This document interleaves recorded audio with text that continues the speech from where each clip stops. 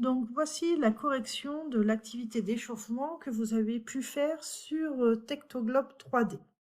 Donc on vous demandait dans ce logiciel d'afficher plusieurs choses. Tout d'abord, il fallait voir que effectivement, hein, on peut faire déplacer la planète Terre, le globe terrestre en cliquant dessus, et on nous demandait dans un tableau de repérer différents reliefs et leur altitude. L'altitude est marquée en haut à droite du cadre noir, hein, de l'image. On voit par exemple ici, pour l'instant, je suis à 803 mètres. Donc, on me demandait de voir quelle était l'altitude moyenne de l'Himalaya. Donc, je vais me placer dans l'Himalaya et je peux voir que cette chaîne se situe entre 4000 et 5000 mètres, plus de 5000 mètres d'altitude. Donc, j'acceptais des réponses entre 4000 et plus de 5000 mètres d'altitude. On me demandait ensuite un deuxième relief continental qui était le relief de plaine. Donc, si je me mets ici dans une plaine, hein, je vois qu'en moyenne, une plaine, c'est défini par des altitudes qui vont aller aux alentours de la centaine de mètres d'altitude, à peu près au niveau de la mer, jusqu'à 100-200 mètres d'altitude. Donc ici, je parle de plaine continentale. On pouvait observer d'autres reliefs, mais cette fois-ci dans les océans. Donc on me demandait de me placer au niveau de l'Amérique du Sud, dans cette partie ici foncée que l'on appelle une fosse, et je peux voir que ces fosses océaniques peuvent descendre jusqu'à moins 7000 mètres de profondeur. Donc j'ai ici des reliefs qui sont négatifs, hein, on va aller vers la profondeur.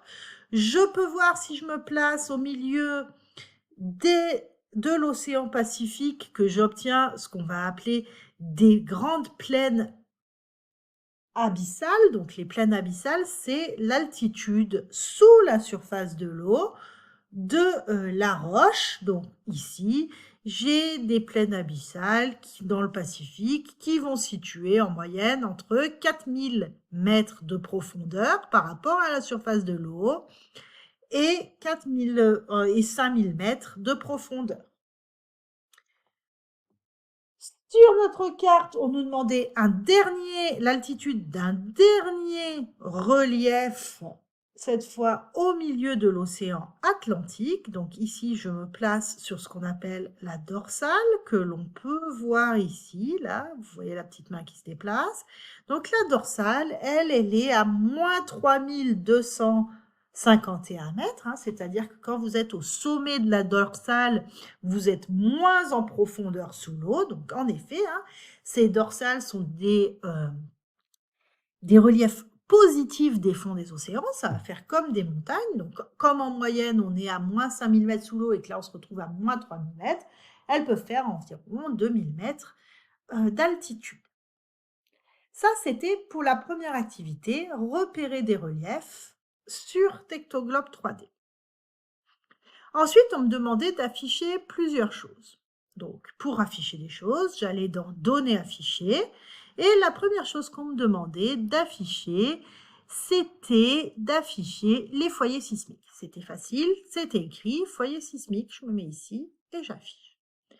Je vois que les foyers sismiques ne sont pas disposés au hasard à la surface de la Terre. Hein. Si je tourne un peu, je vois qu'on a des zones sans séisme, comme ici, qui correspondent notamment soit aux plaines abyssales, soit ici aux plaines continentales, et que globalement, les séismes sont disposés de façon alignée, alors avec des alignements plus ou moins fins, on voit qu'ici ils sont alignés mais qu'il y en a beaucoup plus que ici, et voilà ce qu'il fallait dire au sujet des foyers des séismes.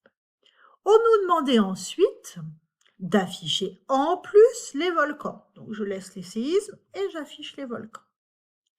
Si j'affiche les volcans, je remarque deux choses. Première chose, je vois que globalement, comme tout à l'heure, j'ai des grandes zones avec très peu d'activité volcanique qui vont correspondre ici aux plaines abyssales et ici, ou ça se voit encore mieux ici, aux plaines continentales. Vous voyez, très peu de petits triangles rouges qui représentent les volcans. Je peux donc dire que les volcans sont répartis de façon alignée et si je compare au séisme, je vois qu'en plus, leur alignement correspond le plus souvent à celui des séismes. J'observe cependant que, à plusieurs endroits à la surface du globe, j'ai des volcans qui vont se situer, comme par exemple ici, au milieu des plaines abyssales et vont former une petite ligne. À chaque fois, j'en ai plusieurs, les uns à côté des autres. Ici, je peux vous montrer un autre exemple. Si on va par ici, on voit qu'on a plusieurs petits volcans. Si on va par ici, on voit qu'on a des volcans alignés, ici aussi. Et voilà, ici aussi, on a des volcans alignés dans l'eau cette fois. Donc, on a plusieurs volcans comme ceci. Pour terminer, on me demandait d'afficher les limites de plaques. Alors là, il fallait chercher un peu. Les limites de plaques se trouvaient, je vois que c'est pas là, c'est pas là, c'est pas là. Donc, j'allais dans Autres données. Je voyais que ici, j'avais l'affichage des plaques tectoniques. Sont tracées en couleurs différentes limites de plaques et on me demandait d'analyser et de comparer la répartition des volcans et des séismes aux limites de plaques. Et si on avait bien fait ce qu'on avait à faire avant, on voyait que généralement, le plus souvent, les limites de plaques correspondent à l'activité terrestre à la surface de notre planète. Donc on voit, hein, ici on avait notre ligne de séisme, on voit que notre limite de plaques suit la liste de séisme. C'est logique puisque ces plaques ont été décidées par l'homme, elles ont été décidées dans un premier temps en étudiant la répartition des séismes et des volcans et on a remarqué que en effet, hein, ça dessinait des plaques et on les a nommées. À ce sujet, on me demandait de repérer sur quelle plaque était la France est sur la plaque eurasiatique.